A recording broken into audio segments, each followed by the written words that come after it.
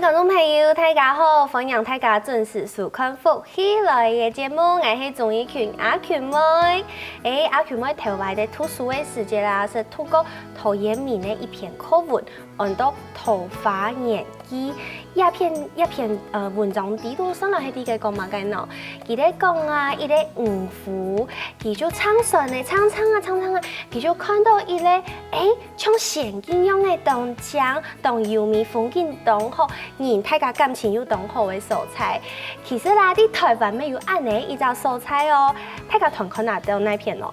唔係啲台北市。咩啲阿群妹故鄉苗栗市，係啲安利新北市嘅金山，一隻素材大家有想到也係乜嘅素材呢？也就係安利嘅竹門美術館，一隻美術館嘅風景啊，東江韓國技術像一隻仙境樣嘅，就像《桃花源記》底度嘅仙境樣嘅。今日我就來夾來分享竹門美術館嘅副主任永威，歡迎你。大家好，我是竹門美術館洪永威，我是館長室副主任洪永威。歡迎永威今天來到節目現場，我同大家來分享哦。要在仙境底度有乜嘅做得來同大家講嘅，就是啊，我剛剛在開場跟觀眾朋友提到，其實竹門美術館它就像是《桃花源記》一樣，它就這樣像是一個仙境。大家踏入竹門美術館看到的、聽到的、感受到的，可能都跟平常我們在其他地方感受到的不一樣。那這個《桃花源記》的這個概念是怎麼來的呢？應該是說，其實我相信，如果大家有到就是竹門美術館去過的話，其實會發現，不管是從哪個方向過來，其實它會經過一段蜿蜒的山路，才會抵達到竹門美術館。那其實在這個部分當中的話，它其實在這樣一個蜿蜒的山路，它其實也是在沉澱它的一個心靈。然後我們在這個部分來講的話，其實也正好跟我們的《桃花源記》裡面，它那個船夫划着槳，然後經過一段呢就是水路之後，然後到達了一個桃花源，其實是有異曲同工之妙。然後當然在這個部分來講的話，其實在我們的整個美術館的一個園區的一個規劃裡面，它其實也是相對來講，就是說它有結合中國式一個徽廊式一個設計，每一個轉彎處就好像突然就看到這個就是柳暗花明又新春，對，就是會有這樣一個讚嘆。所以其實我覺得在這個部分是真的是還蠻特別的。而且我覺得在這個地點啊，它有一個非常得天獨厚的條件，它有大家都喜愛的風景，有山。也有海，是哇，有湯到毛，有山有海，湯起來就會一張風景東江的素材啊。還有啊，其實園區的整個面積是非常大，佔地非常廣。是，我們整個園區的話，佔地面積是11公頃。那目前開放的話，總共是有8公頃的部分。那其實在整個園區裡面來講，大概是有8成左右，其實是一個戶外園區。然後其實在這當中，就是坐落了很多老師不同的作品，包括有鄉土系列，包括有就是太極系列，然後還有人間系列這些部分。其實我知道竹門美術館很用心的，就是我覺得很用心，因為你們裡面不管是作品，還有其他地景的結合，或者是自然植物的結合，其實是不是都有特別的用心跟設計？基本上在這個部分來講，美術館它其實是1999年9月10號成立的。然後，其實在這之前，老師花了12年的時間，它開始包括是從裡面的一磚一瓦、水電，然後還有就是景觀、植栽，其實都是老師他自己用心規劃，然後他都是自己一手包辦的。所以我們可以說，這美術館它是竹門老師他最大的一件作品。然後人在這個作品當中，每一件又都是作品之一，對，所以其實是還蠻特別的一個部分。對，這在全世界放眼望去，也沒有幾個藝術家可以做到的。真的，規造園區，規造竹門美術館，它本身就是一個作品。是，因為我聽說啊，其實你看到很多大型的作品，比如說太極系列這些很大很大的作品，可能它周邊會有一些植物嘛，那這些植物的高度其實都會盡量的跟這些作品有一點點的搭配，對，對不對？對，就不會顯得說，哎，董秋雅她輸董狗，但是這個作品可能落差會有身高的落差的感覺。是，因為其實這個也都都是老师他特别包括因应金山寨的一个气候，然后他所选择一个植栽。那当然就是说，其实我们在这个园区里面来讲的话，我们也讲究就是自然跟作品之间的一个和谐。所以其实基本上，如果树太高的话，那当然就好像就是拿错了重点，因为作品才是一个重点。对。但是如果树太矮的话，它就好像让作品显得太巨大，会让观赏者可能会有一些就觉得好像就是不太舒服、压迫感。所以其实在这个部分里面的一草一木也都是老师特别精心挑选过的。哇，刚刚讲到啊，亚扎竹美美术馆啊，它的占地非常的广阔，有11公顷，但是其实它的建筑物没有这么的多，它的大部分都是户外的，都黑地 no boy， 黑地一条塞也都会手拆，所以其实走在路上会有点热。是没错，是真的，就是需要撑个阳伞。对，所以大家可能如果有的什么瘾啊，像阿 Q 莫矮啊，好啦，我是还好，我不太怕晒太阳，但是有些人真的会怕晒太阳。那其实我觉得这件事情也非常的奇妙，而且很特别。最近朱明美术馆开放了晚上让人家入场对，这是一个重点。对，因为其实呢，我们在这个星空下的美术馆，它其实是在应该是在2004年的时候，我们其实就已经开始有这个就是这个活动。那其实它的起源是在于是说，朱明老师有一次他跟他的好朋友在园区里面就晚上在喝茶，然后突然发现他的朋友就说，其实晚上的美术馆其实并不会输给白天呢，其实是很漂亮的，怎么不考虑开放让一般的民众可以一起来玩？然后后来朱明老师就想说，好像这也是一个建议，然后所以我们就从04年开始，然后就每年都会举办这样一个星空下美术馆。但这其实也是一个社会公益的一个部分，因为我们在这个部分在7、8月的暑假，因为其实很多小朋友他们在这个时候都放暑假，对，那爸爸妈妈也不晓得带他们去哪里玩。那其实美术馆它其实说真的，它的地理位置不是太偏远，所以它其实是可以就是趁着假日的时候，爸爸妈妈带着小朋友一起来同游美术馆，来亲近艺术，来接近自然。然后其实因为在晚上的时候也不会太热的天气，然后所以就可以就是来这边来去参加这些活动。那因为站在社会公益一个立场，所以我们其实在这个夜间就是星空下美术馆，我们是一个就是免费的一个活动。什么？对，它是一个免费的。大家有听到吗？第7、8月的时间，这个星空下的美术馆7、8月按不头去到竹美美术馆，是赔位，是不需要收费的，是不需要的。哇，所以是几点之后？它是每个礼拜6，然后晚上的6点到9点。每个礼拜6按补头，到礼拜6按补头6点到9点，大家都在按补石头，去到竹美美术馆鸦片，就可以享受星空下的朱明美术馆。是，但是可能我的疑惑是，毕竟这些场馆还是蛮多的，是真的要数也是蛮多的。是，这么多场馆在晚上都会开放吗？是的，我们都会开放的，然后也包括是说像在儿童艺术教育的这些双年展，然后还有就是这些 DIY 的活动的课程。对，然后当然还有就是说我们的整个户外园区，那在这个部分来讲的话，其实就包括是说它会因为有灯光的一个投射，所以它也会呈现出作品跟光影之间的一个和谐。所以又增加了光的有一种灯光的秀的感觉，又多增加了一种艺术的感觉的促成，就会让再加上音乐。还有音乐，对，是这一次是什么样的音乐呢？我们这次的音乐类型是大家都最喜欢的爵士乐，就是很放松的那种，是就是很自由奔放。对，这也跟老师他的一个创作风格，也就是他因为老师的创作风格就是比较是不受限在各种媒材的部分，所以这也是跟老师的一个艺术风格其实也是相谋合的。所以大家都得到礼拜6、7、8月的礼拜6按补石头6点到9点，去到竹美美术馆可以看看漂亮的作品、美丽的作品，然后还可以听好听的音乐。哇，那这些爵士的音乐团体啊，你们是从哪里找到这些音乐团体的？其实在这个部分来讲的话，其实我们都是在推动老师所谓的一个理念，就是救活艺术的种子。那这个种子不只是说针对于小朋友，其实像很多的，就是台湾有很多的年轻的新锐艺术家，不管是音乐啊，或者是说画画的这些艺术家，其实他们都是其实很有才华，可是却可能没有一个适合的一个发展的一个空间。那我们在这个部分来讲的话，其实也是结合国内的一些就是年轻的乐团，那包括我们在这一次也邀请就是包括巴西之吻。爵士中继站，然后还有台大爵士音乐社，还有就是我们的政大爵士音乐社，都是非常优秀、非常杰出的一个年轻乐团，然后都是可以就是邀请他们来这边跟观众做一个近距离的一个接触，近距离的接触，而且都是年轻人呢。对，刚刚听到有台大的，有政大的，这些大学生们，他们可能利用课余的时间给他的抖音在练习，给他们的兴趣，然后渐渐的可能会变成专长，然后来这里跟大家做近距离的接触。是怎么样叫做近距离的接触呢？因为我们听到的表演，感觉就是表演者在那里表演，我们在这里听，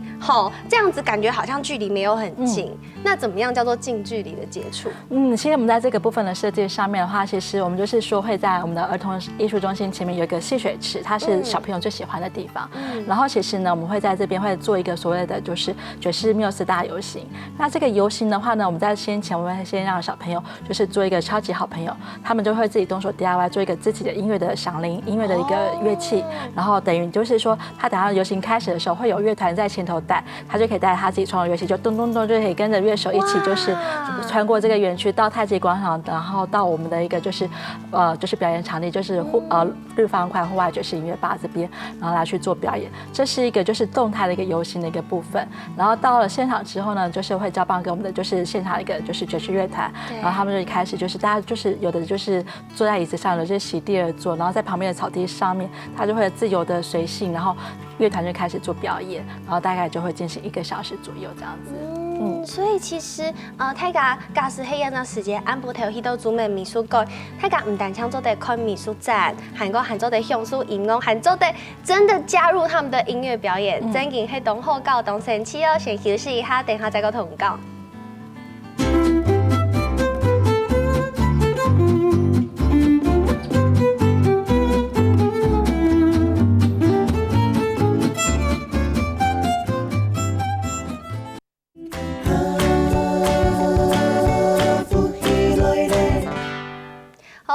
大家要轉到福喜來嘅，我係綜藝群阿權妹。今日福喜來愛同大家講嘅係主門美術館。佢哋波唔單唱按部石頭做在本大家教嘅。其實新年呢我知道，就像我好了，我寒舍時節，我覺得脫俗嘅時節，我覺得國音數對我來講很沉重。大家这边都是，但是体育课、美術課這些比較有趣的課程，就會讓我覺得，好像可以稍微放鬆一下。所以其實小朋友對於要講美術係有興趣嘅，這麼剛剛按來講呢，因為朱銘美術館其實特別為了小朋友，還有為了親子的藝術的培養有一些規劃。是，對，是怎麼樣的規劃呢？在這個部分的話，其實因為老師他的一個理念就是中活藝術的種子，所以我們在整個一個園區的規劃裡面，我們就設了3個場域。第一個場域的話就是art多一點實驗室，然後第二個場域是小腳丫律動教室，第3個場域都是兒童藝術中心。這3個場域都分別就是說，我們包括是用不同的方式來去進行兒童藝術教育的活動。那其中呢，我們在兒童藝術中心來講的話，它其實就是目前正在進行，就是像一些像我們的默默好朋友、超級好朋友，它都是在一些做一些團體課程。然後在我們的就是小腳丫律動教室的這個部分來講的話，它現在正在進行，它在今年之前，我們辦了好幾年，就是兒童雕塑營。那在今年對兒童雕塑營，我們在2007年的時候開始第一屆的。那但是在今年的時候，我們就轉換一個方向，因為我們等於是說，在今年我們用一個雙年展的一個方式，然後來開始去做這個部分的一個就是教案的一個呈現。因為其實我們在過去的兒雕營裡面來講，我們也累積了許多一些的教案，然後就像這些，對這些的教案，對，這是在我們這些是兒童雕塑營，對，在去年的時候，然後它有一個就是 Hello 路，然後這是Hello 路，對對對。對，不是哈雷路亞，是 Hello 路。Hello 路。對，然後在這個部分的過程當中，其實我們在這個兒童藝術，我們在這個小腳丫律動教室裡面的1樓展場空間，它其實是我們去年兒雕營的一個完整的一個教案的一個呈現。它但是教案是死的，它是一個文字，比較不容易被理解。但是它是透過一個情境式的一個互動的設計，然後把這些的就是教案，把它做一個經驗的一個分享，然後是希望說，在這個過程當中，它是總共分了4個單元。那在第1個單元的部分，它會先讓小朋友，他就是先经过一个隧道，然后等于是说让它等于是它的五感，就是它的感官，它会重新被启发，就是它的视觉，包括它的触觉，它都会被重新启发。什么意思？走过这个隧道，它的触觉就可以重新被启发。对，它的基本上就是它在进入这个隧道的时候，它其实它突破了一般人的一个高度的线，就包括是说像一般像我们大人这样进去的话，我们可能都要戴个安全帽啊，然后因为你会以为好像经过一个很危险的地方，你完全不晓得它里面到底布置了什么东西，所以里面可能很黑，很黑，很黑。对，然后而且有不同的物品，就是有高高低低的，然后你会不晓得那是什么东西，它等于是完全去让你，它是黑的，完全看不到的。对，就是那个隧道是黑的，就是伸手不见五指的状态。对对对。然后小朋友进去，然后他可能可以慢慢的探索，对，慢慢的探索，哎，这个是什么？这个是什么？然后他经过那个隧道的时候，他会发现，哎，哦，原来其实他以为的凸起物，他可能以为是什么石头之类的，可是其实它只是一个生活当中的一个小物品。那他的感官，他就会这五感，他就会被重新的再去启发了之后，那其实我们在这个过程当中，其实我们在讲说艺术的创作，它是需要一些配备，包括有形的跟无形的，所以呢，在这个隧道的过程当中，它其实就是打开它一个无形的一个配备，因为身体的感官就是一个无形的配备了，很重要。对，我们看到的、我们听到的、我们感受到的，都可能影响这个艺术作品的呈现。对。然后在经过了这个隧道之后，因为五感已经被打开了之后，然后再我们就讲到所谓一个有形的配备。那在有形的配备，其实就是大家会，比如说习以为常，就是可能要眼镜，视觉来讲好了，对，你运用到视觉，你可能就会想说，哦，那可能就是戴个眼镜啊，用画笔啊之类的。可是其实在这个部分，因为小孩子的世界它是很多元的，很有创意的，所以像看到这个教案，它是我们在去年的那个 Hello 路的这个教案里面，就是小朋友他们运用日常生活中一个素材，然后他就是去把它做成就是视觉，它怎么去呈现？这是一个视觉，这是一个眼镜，你可能不晓得它是眼镜。从这个眼睛我看到的视觉是只有2条缝。对。然后这个部分的话，其实是这个很酷哎，这是用扭蛋壳做的耶。对。这也太有创意了吧！然后这个是用铝线做的眼镜，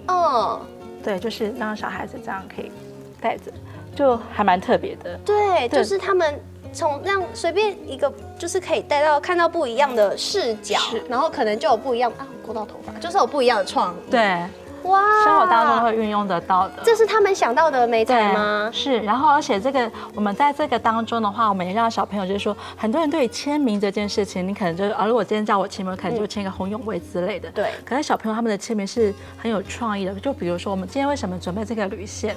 其实呢，这个就是让你签名的方式，小朋友他就把他这个做成了一个。这可能是一个花吧之类的，我也不晓得。这是他的签名。对，这是他的签名。对，所以这就像是他的一个符号，代表这是我专属注册商标。对对对，所以他其实小朋友他就会运用我们现在生活当中的线材，他等于是说打破你很多的一个艺术的一个疆界。对，所以它这个部分来讲的话，其实所谓一个有形配备，它就是运用日常生活当中随手的物品，然后去开启它对于艺术的一个可能，这样子。所以先把你的五感打破，对，然后再开启你从生活上的物品重新创意，重新创意出新的作品。对，这是第2单元。是，那第3个单元呢？第3个单元的话，基本上它就是说我们在这个就是过程当中的话，我们在过去的这些的教案里面，其实我们有一些的一个就是照片，然后一些的一个就是记录，然后是透过这样的东西，就是让家长他们也去省思说，那其实在这个部分来讲的话，我们怎么样可以去运用这些细层的教案，然后让他们在生活当中也可以去启发他们的一个艺术一个美学这样子。了解。那第4个呢？第4个单元的部分的话，其实他在讲的就是一个回溯的一个经验。它的这个部分的话就是。对不起，我刚刚可能把第3个单元跟第4个单元讲相反。第3个单元讲的是回溯，其实就是当你在五感的部分已经被启发了之后，包括日常的生活工具都被启发了之后，那你就会开始去，因为艺术的过程当中它是需要被探索的。可是，在探索了之后，其实你要去思考的是说，那我有很多的灵感，那我要再去回溯这些的灵感，它对于我的一个创作的一个启发，然后它要去把它落实，所以我必须要去回溯我的这些的探索的过程，然后结合我自身的经验，然后在工具的运用上面去把它变成是一个作品出来。这个很重要，对，因为如果你就像我们做任何事情，我们有了计划，我们可能做完一件事情，但是我们却忽略了中间的过程。如果我们没有回头想，那我可能就会忘记，我中间曾经有什么点子，是它并没有办法累积。如果它有这个回溯的过程，它是可以累积的。是。这个回溯过程是很需要家长的引导，对，就是帮他去整理，然后去告诉他说什么可以做，什么不能做，对。了解，所以就是这4个单元，要系列单元就是这次双年展的内容，而且双年展这次非常特别，它的主题就是踏出去就靠近一点。为什么要说踏出去就靠近一点呢？其实在这个部分来讲的话，因为我们在这一次的双年展，其实也包括是说，就是我们刚刚说的，就是我们结合去年的一个就是儿调研的一个经验。那其实，在过去的这些的，就是家长的分享当中，也会发现是说，家长他其实是儿童艺术教育很重要的一个启蒙者。可是，在这个启蒙者的角色来讲的话，其实会有发现是说，有些家长他是不参与的，然后有些家长是参与过度的，他可能就是我帮你做比较快，然后有一些就是他可能就是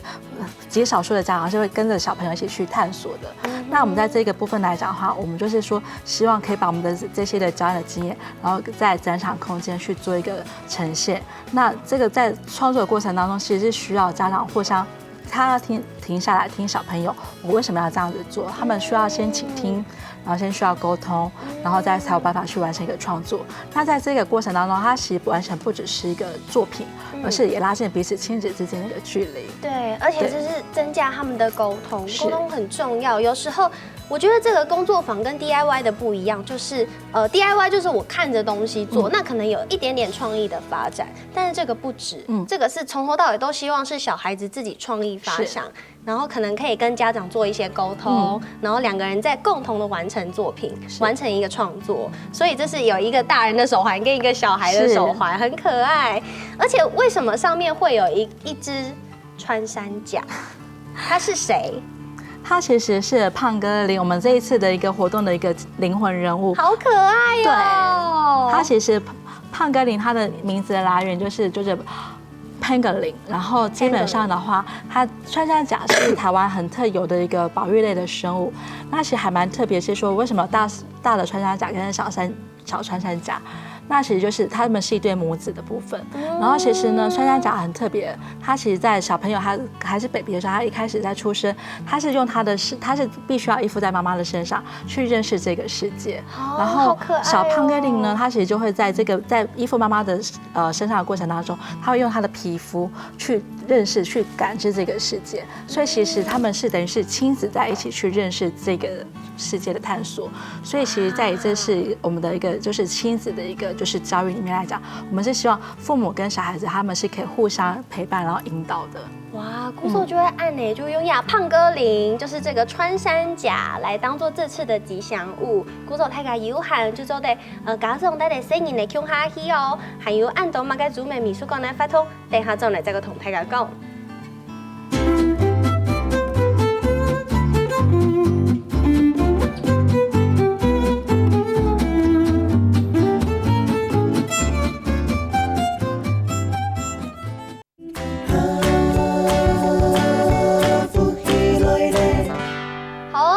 又做到福喜來嘅節目，我係綜藝群阿權妹，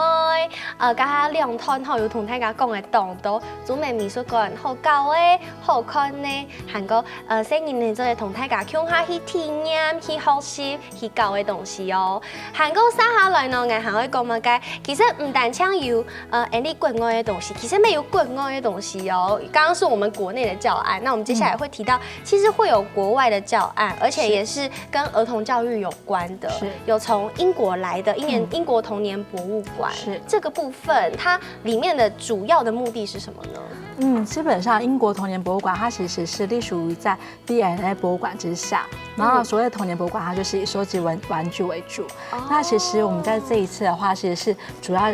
引用了它一個課程，它的課程就是小策展人。那其實這個小策展人呢，它還蠻特別，是說讓小朋友他自己開始去認識博物館，然後從博物館當中，然後就包括是說他去當一個策展人，他要去把這些的玩具，然後透過他自己的一個主題，他的一個想法，然後呢就是去把它就是陳列出來。所以他在這個過程當中，他其實也是訓練小孩子一個表達能力，還有組織的能力，因為同样的作品、同样的玩具，它有可能有时间，每个小朋友他选择要陈列的方式，还有他选择玩具会不同。有些会是从它的相同性，可能它的颜色或它的大小来选择；有些会是从相异性来选择。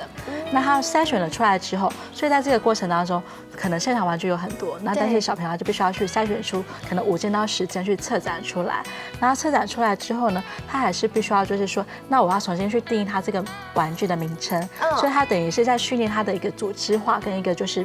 表达的方式。对，然后家长在这个过程当中，他必须要就是因为小朋友都会就是有时候会三心两意，然后不晓得要选择什么东西，所以家长就必须要就是一再的再去跟他讨论说，你为什么要选择这个，然后那个不好吗，还是什么之类的。在这个过程当中，其实家长他是很重要的一个参与者、引导的角色。然后陈列了出来之后，那其实小朋友他就会开始去思考，我为什么要用这个主题，然后我选择他这个玩具的目的是什么。那我们在这个当中的话，其实我们现场也是有这样的一个陈列，就是我们也透过一个就是空间，让小朋友他们自己去找玩具，找出他自己想要的一个主题，然后他们去做策展这样子。所以其实训练亚声音的表达还有组织的能力啊，只有真理还非常重要让小朋友他们可以去刺激他们的小脑袋瓜，然后做出他们自己的展览，这其实是他们用心编排的。是。对，不要看他们就是好像在拿玩具，但其实他们可能脑袋里面都有在做他们自己的组织，属于自己的组织。那除了这个英国的以外，还有一个是日本箱根的森林美术馆。是对，那这部分听说跟英国的童年美术馆是完全不一样的哦。对，是怎么样的不同？其实在这个日本雕刻之森这个博物馆，它其实也跟著名美术馆一样，它其实也是一个在日本来讲是一个大型的一个户外的美术馆。那它其实在这个部分上面，我们当中沿用了它3个章里面的其中一个，就是寻宝探险记。那在这个部分来讲，其实大家都应该可能有点就是印象，大家都很喜欢看柯南。对。那柯南它其实最吸引就是它的一个探险，然后那个就是蛛丝马迹线索的拼凑，线索的部分。对，所以它其实我们在这个部分上面，我们就是也结合在我们的美术馆的一个空间，有这3个闯关卡。小朋友他必须要先完成每一个任务之后，他就会去得到这个闯关卡。哇！对，然后这个部分的话，他其实在这3个闯关卡，他必须要搭配我们的美术馆的这个园区的地图。他拿到这3张闯关卡之后，他必须要到园区里面，然后去就是完成任务，他才有办法就是得到我们的这个小奖品啊，对，这个勋章，对。这个勋章就是那个胖哥林的勋章，是没错，好可爱哦。然后其实这就是他们一个寻宝的游戏，对，寻宝的游戏。我拿到太极的图，那我就要看着寻宝图，美术馆的寻宝图，我去找太极，然后完成在那边可能专属的任务或关卡，然后才可以全部都完成吗？对，就3个关卡都要完成，包括这个就是要去找那个动物，对。然后在另外这一张的话，就是要去找那个植物在园区里面，其实随手可见。对，那在这个过程当中的话，其实当然就是家长也必须要陪同一起去引导、去寻宝这样子。对，那这对小朋友来讲，其实也是一个很棒的一个暑假的回忆。所以这个教案的概念就是透过他们自身去探索，然后他们再自己去学习东西。没错。了解，所以其实真的很特别，有要两张我可以用我一个类的教案哦。还有，其实除了这些教案之外，小朋友去参与，我觉得很重要的是，也必须要有一些学习，是有工作坊的部分。是，有哪一些工作坊可以跟大家推荐一下的？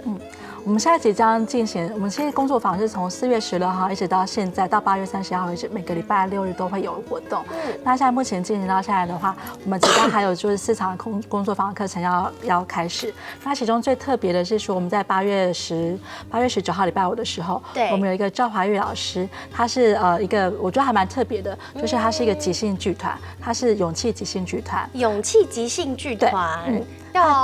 他让小朋友就是剧团，对，他其实就是让小朋友透过一个戏剧的一个方式，然后就是一个即兴表演，然后当然也是需要家长的一个陪同，然后就是透过这样一个互动的一个模式，然后即兴的一个演出，然后跟家长重新培养一个就是默契跟信任。对，那这个默契跟信任是在艺术创作过程当中是非常重要的一环。哇，我觉得好特别哦。其实艺术有包含非常非常多的层面。我们讲的可能身体的即兴表演，这也是一种艺术，是不单只是我们可能以前想到的画画啊、捏黏土啊之类的。其实它有很多方式都可以来呈现艺术。是的。所以其实啊，